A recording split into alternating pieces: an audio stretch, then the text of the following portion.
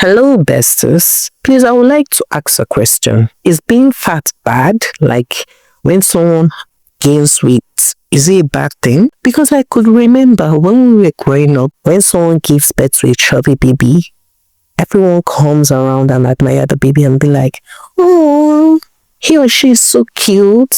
See his cheeks. The moment the child grows up and becomes fat or a plus size, people will gradually start giving side comments. So I just wanted to ask, is being fat a bad thing? Nevertheless, I would like to share a story today. In the beautiful city of Abuja, there lived a very beautiful girl named THECLA. THECLA was born chubby. In fact, her mom was a plus size and her grandma was a plus size. But THECLA wasn't comfortable with being chubby the moment she grew up because her both friends, Pat and Lily, were slim. And they always rubbed it on her face that she was chubby. And chubby wasn't the attractive kind of size. They always told her, THECLA, do you know what is on trend? It's size 8. I don't know why you keep eating. I don't know why you keep gaining weight. Try and shed out some weight. Don't you notice that the boys in the class don't talk to you? They prefer talking to I and Lily because we have it all. We have the slim body and we look good. You don't know when you're fat, you don't look presentable. People already have this idea about you in their head before they come to approach you. THECLA was always in a very tight corner. Not because her parents couldn't provide for her. Her parents were very, very rich. Her only issue was because she was a plus size. And gradually, the words of Pat and Lily got to her.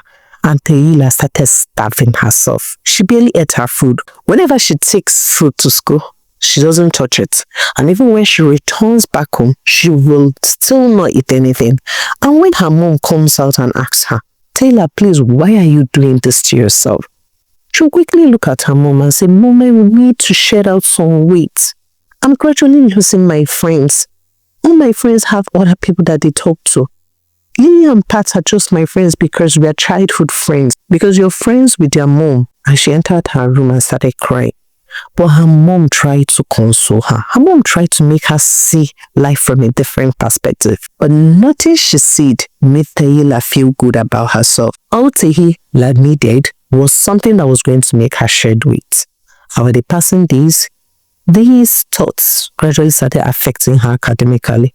As THECLA was the best student in class, but because she felt like no one really cared about her, she started reducing academically.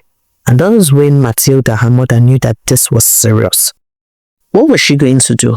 Why is THECLA taking this out of hand? Even if she starves herself, she wasn't going to reduce. And even if she stopped reading, she wasn't going to reduce. So what was she going to do about it? She had spoken to her husband and they both sat down to talk to THECLA. THECLA just nodded and told them, Mom, I'm trying my best. One fateful day, while Mrs. Matilda was in her office working on some documents, she had gotten a phone call from the school that THECLA had fainted. And she rushed to THECLA's school. And the moment they took her to the hospital, the doctor had stated that THECLA was malnourished, that THECLA barely ate food, that her intestines are twisting because she barely fed herself. Matilda was really upset with her daughter. But she knew shouting at her wasn't going to fix the puzzle. But she didn't know what to tell her daughter in order to make her feel proud of who she is and proud of who she was going to become. So she made up her mind to send THECLA to her mother's place because THECLA was very close to her mom. THECLA loved her grandmother more than anything. In fact, her grandma was her best friend. So after THECLA had recovered fully, Matilda took THECLA back to the village to go meet her grandma. The moment THECLA saw her grandma, she ran and hugged her tight. And her grandmother looked at her and said, You look sick, you look pale, hope you're okay. THECLA said, Mama, I'm fine, I'm good. I'm so happy to see you. Unknown to THECLA, her mom had already told her grandma everything that was happening and how THECLA almost got herself killed because she was trying to lose weight. THECLA was supposed to stay with her grandma for a total of 2 weeks. so she could return back to school. So after her mom had left, Taylor and her grandma sat down and had a series of conversation. They were really glad to be catching up on old times. Everything seemed to be going on well. Her grandma had made up her mind not to ask her about it that day that she had arrived, but she was going to ask her towards when she wanted to return back to the city.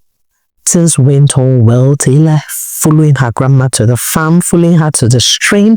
Taylor was a different person entirely in the village. Taylor was very, very free.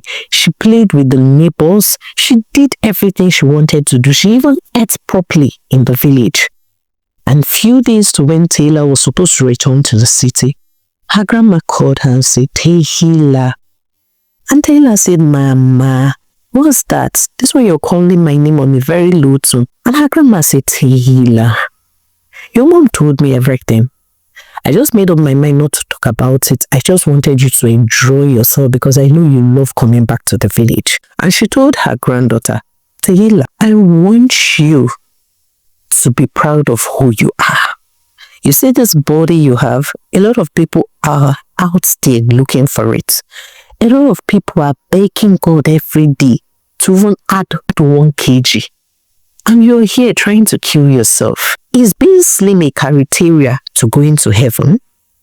And Taylor said no. Then she looked at Taylor and hugged her tight and said, Taylor, one thing I want you to know is there is a man for every woman and a woman for every man. That is how it is. Don't trouble yourself about what is happening now. Don't even bother. I want you to walk with pride, with dignity, because you embody grace, you embody beauty. Taylor, see your beautiful lips, your pink lips, your fair fine skin, and your shiny away because your friends are pink. Those people are telling me, you see this Abani Derigo that they are admiring now, this figure 8, this size 8 that everybody wants to be much later in life. Everyone will want to be a size 12. Do you know why? Because that will be the trend. I want you to know that in this world, things will come and go. It's the time of being slim. Much later, it will be the time of being fat. And much later again, it will still be the time of being slim. So will you keep transforming yourself to fit in at every season? So when it's the season of slim, you will become slim. And when it's the season of being fat, you will become fat. Taylor said, no, Mama. Then she told Taylor, then be proud of who you are.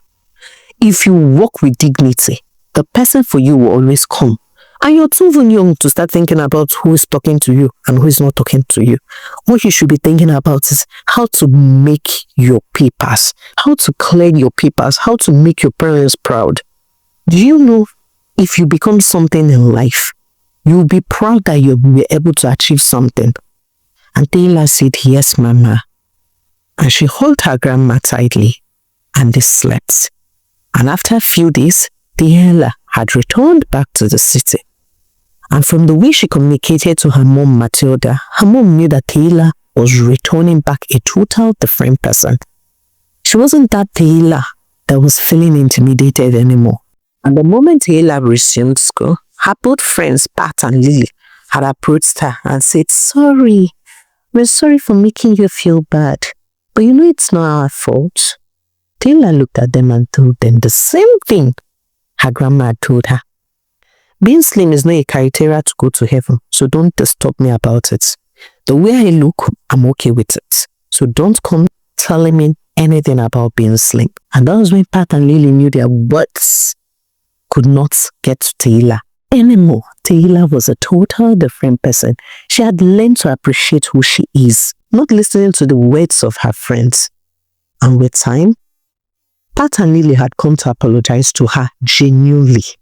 And their friendship continued. And with the passing days, they were done with secondary school and even went to the university. While in the university, when people tried to make her feel less of herself, she never listened to any of them.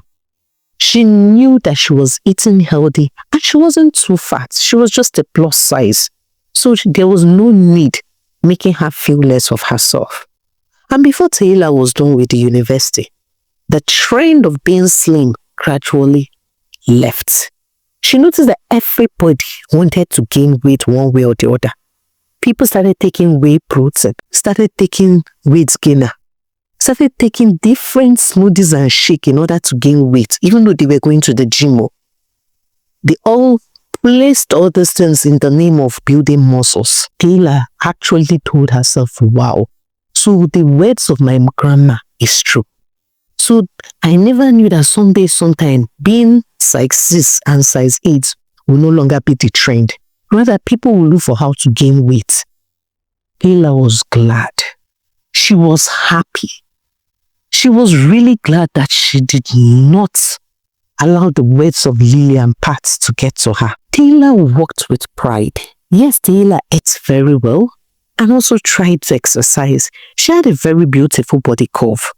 So she was really proud, and in a few months' time, Taylor was done with the university and had gotten herself a very good marketing job. She was a marketing personnel to a very, very nice pharmaceutical company. And one day while she was on the field, she had met this handsome Prince Charming Stephen. Stephen liked her from the moment he laid his eyes on her, and he tried to get her number. Taylor did not refuse. She had given the number freely.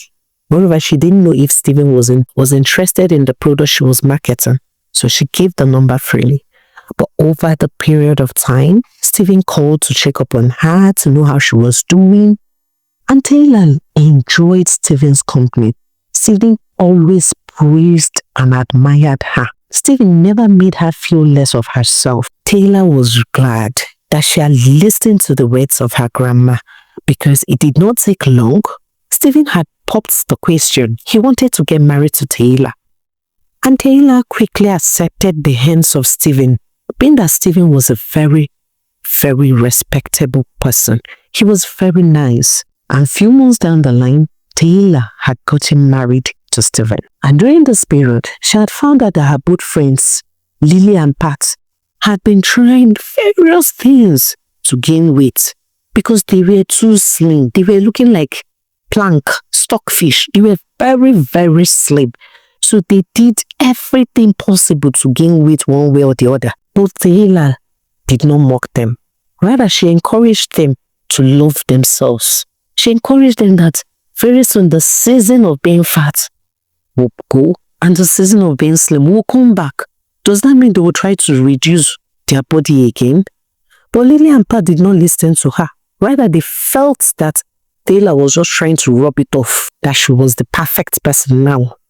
She's fat, or now she's chubby, and now she's married, and very soon she'll be expecting her first child. Whereas for them, they don't have any serious relationship, and they're not even expecting any baby.